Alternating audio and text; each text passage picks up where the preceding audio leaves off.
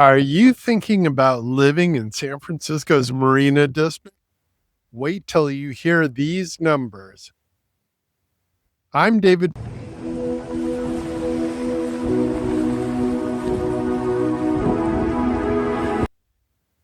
Hey there, this is David Poulsen coming to you live here in San Francisco's Marina District. And right now we are right here in the middle of the Moscone Rec Center. And I'm in the park portion in one of the ball fields.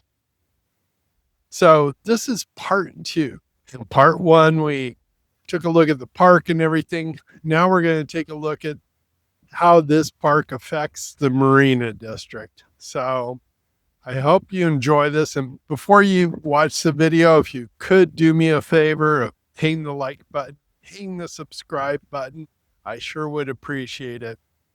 If you want to reach out to me, look down in the comments and be happy to talk to you about buying a home here in San Francisco's Marina District. Or if you're looking to sell, I'll be happy to help you with selling your home here in San Francisco's Marina District. I do have a buyer's book for San Francisco, so take a look at the link down below. And also, if you'd like to schedule an appointment, happy to do that too. There's a link for that. All right, everyone. So let's get into the video.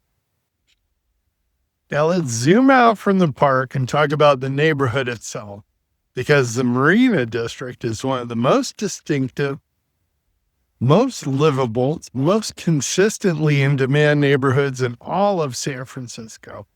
The Marina is bounded by San Francisco Bay to the north, Fort Mason to the east, Lombard Street, and Cow Hollow to the south, and the Presidio to the west.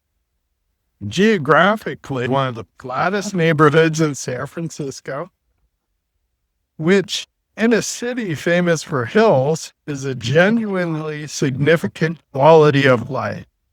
Walking, biking, strolling with stroller or a dog, and Marina is uniquely accessible in a way that most San Francisco neighborhoods are not. The commercial spine of the Marina is Chestnut Street, running from Fillmore to. This is one of the best neighborhood commercial streets in San Francisco. You have Luca Delicatessen, which I love getting the lasagna there, which has been a Marina institution since 1920. Independent coffee shops, wine bars, the kind of bookstores and boutiques that make a neighborhood feel like a real place rather than a franchise corridor. Adjacent to the Marina, deeply connected to it, is Cow Hollow, centered on Union Street, running east and west between the and Pacific Heights. Union Street is a different energy from Chestnut, slightly more upscale, boutique heavy, with Victorian stores, house restaurants. They consider some of the best restaurants in the Bay Area, and nightlife strip centered with what locals call the Triangle at Fillmore and Greenwich. To the west, Palace of Fine Arts, the only surviving structure from the 1915 Panama Pacific International Exposition, a 110-year-old monument to San Francisco's ambition and aesthetic. 6 blocks from Moscone Rec Center, a UNESCO recognized landmark used as a backdrop for weddings, photo shoots, afternoon wanderings on an almost daily basis. The Marina Green, a 75-acre waterfront park running along the bay, is 3 blocks north of Moscone Rec Center. From the Marina Green, you have unobstructed views of the Golden Gate Bridge, Alcatraz, and the Marin Headlands. On a clear day, San Francisco delivers with some surprising regularity in the marina thanks to its microclimate. This is as beautiful as waterfront in America. Fort Mason Center, former military installation turned arts and cultural campus, anchors the eastern edge. Fort Mason hosts farmers markets. The Sunday SFFM Fort Mason Market is consistently ranked among the best in the Bay Area. Plus theater, art installations, restaurants, events year-round. The demographics of the marina have shifted significantly since the 1980s. What was once primarily middle-class families, longtime SF residents, has become one of city's prime destinations for young professionals in their 20s and 30s, tech workers, and families with young children. A demographic mix creates a neighborhood that is simultaneous, energetic, and stable. Lively enough to have genuine culture, established enough to feel secure. The SFAR report tells us the median is 2,235,000. But what does that actually look like on the ground? Let me break it down by property type. Because in District 7, 73.5% of shells is a condo or a TIC, and only 25.8% is single family. So let's talk about both. For condos, which are property type in the marina, a well-located one-bedroom in good condition typically prices between $800,000 and $1.1 million. A two-bedroom with parking and some outdoor space runs between $1.3 and $1.7 million. Three bedrooms with parking, outdoor space, and updated finishes can reach 1.8 to 2.2. Single-family homes, which are rarer and command a meaningful premium, you're starting above $2 million for anything detached. And the upper end for fully renovated larger homes extends to 3.5 and 4 million and up. The scarcity of detached homes in the marina is real. That scarcity drives competition. Here's the number that matters for buyers who are debating whether the marina is worth it.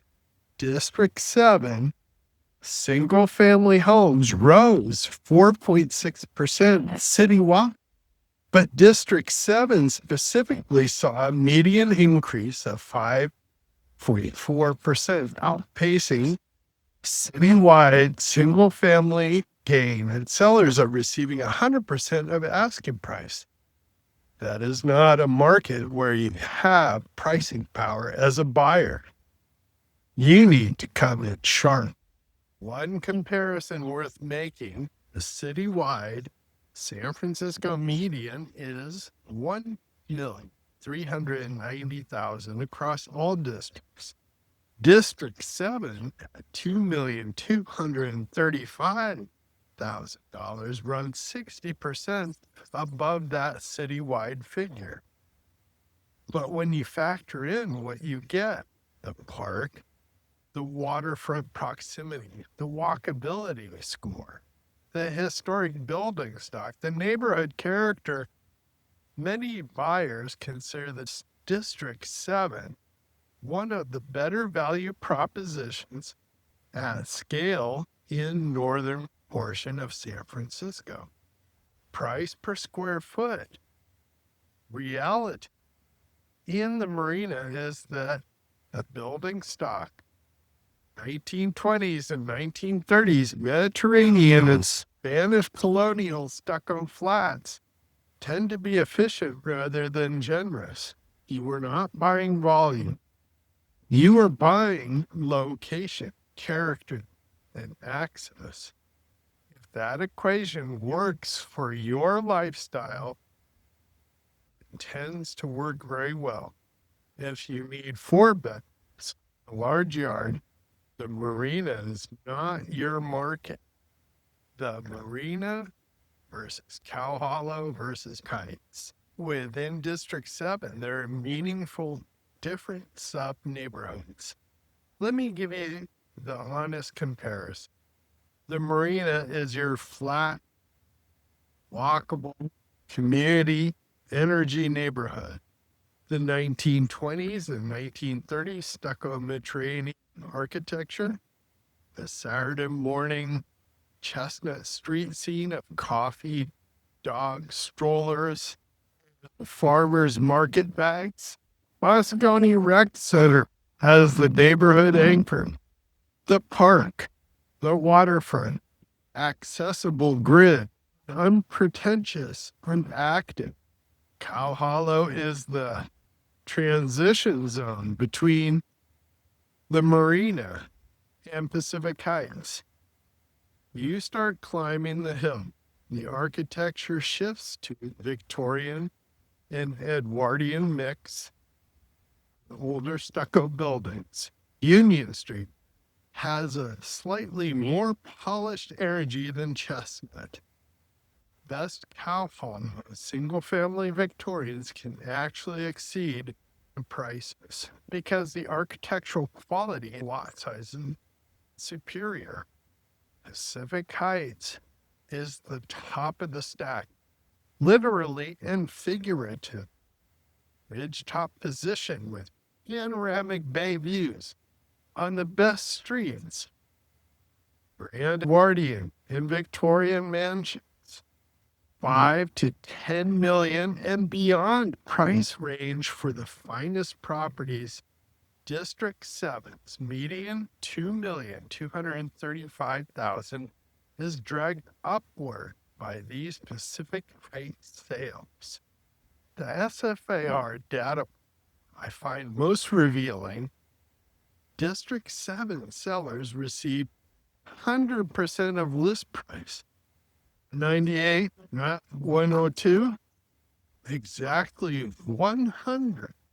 That's a sign of a well-priced, balanced market where sophisticated sellers are pricing correctly and sophisticated buyers are meeting them there. It's not the frenzy of District 2, which hit 119.1% of list price in 2025, meaning buyers there were bidding 19% over ask. District 7 is competitive without being chaotic. For the typical buyer I work with who is relocating to San Francisco or making their first San Francisco purchase, the marina, specifically within District 7, represents the best combination of lifestyle, accessibility, beauty character, and relative value within this high-performing district. What marina buyers must know: earthquake risk and insurance. I want to be direct with you about something that every buyer in the marina must understand before they write it off.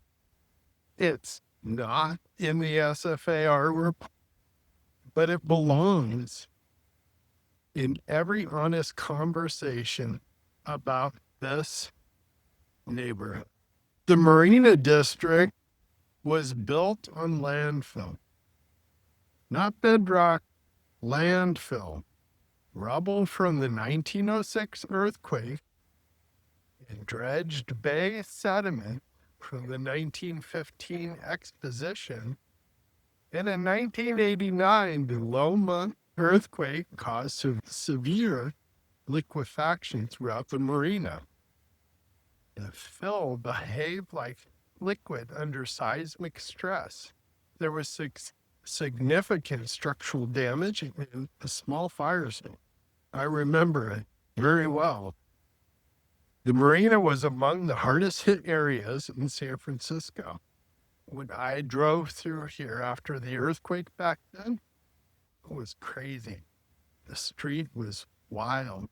Does this mean don't buy here? No, but it means buy intelligent. First, get a dedicated structural engineer before you close. Not just a standard home inspection. Soft story buildings, wood frame construction over a ground floor garage are the highest risk category.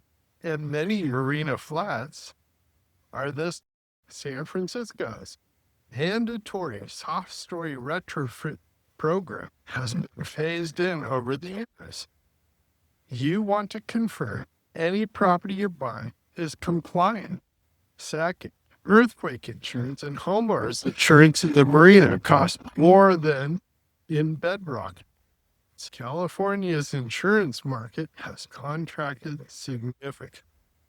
Budget for this before you fall in love with a property. Third, some marina parcels closer to the bay carry FEMA flood zone designations. Confirm this with your lender and insurance broker early in the process. Buyers who go in with their eyes open, get proper inspections, and budget for insurance appropriately have been successful buying and living in the marina for decades. Since 1989, the market data, 2,235,000 median, 100% of the list, 0.5 months supply tells you those buyers are not regretting their decisions. Let me close with my actionable tips for buyers who are serious about the marina. Honest answer to the investment question. Tip 1, get fully underwritten. Pre-approval before you step into a single open house. With only 25 months of inventory and 453 sales closed last year, desirable properties move fast. You need to be financially ready to move, not scramble to complete the paperwork. After you've fallen in love with the home, tip 2, understand TIC before you start touring. 73.5% of District 7 sales being condos, and you will encounter TIC listings. They can offer genuine value, but the ownership structure, financing, and resale dynamics are different from a standard condo. Work with an agent who can walk you through it. Tip 3, drive or walk every block at different times of the day. Lombard Street, the southern edge of the marina, is one of the most heavily trafficked tourist corridors in the city. Some addresses are significantly impacted by noise and congestion. 2 blocks north, completely quiet. Tip 4, don't make an offer without knowing the seismic retrofit status of any soft story building. A retrofitted building is a different in safety, insurance cost, and long-term value from one that hasn't been done. Tip 5, use the park as a neighborhood health indicator. Moscone Recreation Center, well-maintained, actively programmed, clearly beloved by its community, tells you something concrete and measurable about who is chosen to live here and what they value. That community care is part of what SFAR data is capturing when it shows District 7 outperforming year after year. Now, is the marina a smart investment? Here's my honest, data-grounded answer. District 7 median prices have risen from $2,095,000 in 2021 to 2,235,000 in 2025. That's 6.7% appreciation over 4 years through rising rates, a pandemic correction, tech layoffs, and a challenging SF market overall. No other district has held its median price as consistently at this level. The structural advantages, durable, geographic scarcity on a finite peninsula, irreplaceable waterfront proximity, walkability that is rare in American cities, 100-year-old park that the city continues to invest in a buyer pool, professionals, families, domestic and international purchasers that is both deep for a buyer with 5 to 10 year horizon, realistic financing, and the due diligence discipline I described. 2025 SFAR data makes the case for District 7 as clearly as any market report I've seen in my years of practicing in this city. Recreation Center at 1800 Chestnut Street, a Tudor revival field house built in 1924, a park named for the mayor who was played here as a boy, a community anchor that has held this neighborhood together for over 100 years. This is why the marina performs the way it performs. The data and the human story are telling the same story. I hope you like that video. If you can do me a favor and hit the like button and hit the subscribe button, I sure would appreciate it. I get a lot of people who contact me through YouTube and like to answer their questions, so you can write a comment down below or feel free to reach out to me. My contact information is in the description. And this is David Poulsen coming to you live here in San Francisco's Marina District. All right. Bye-bye, everyone.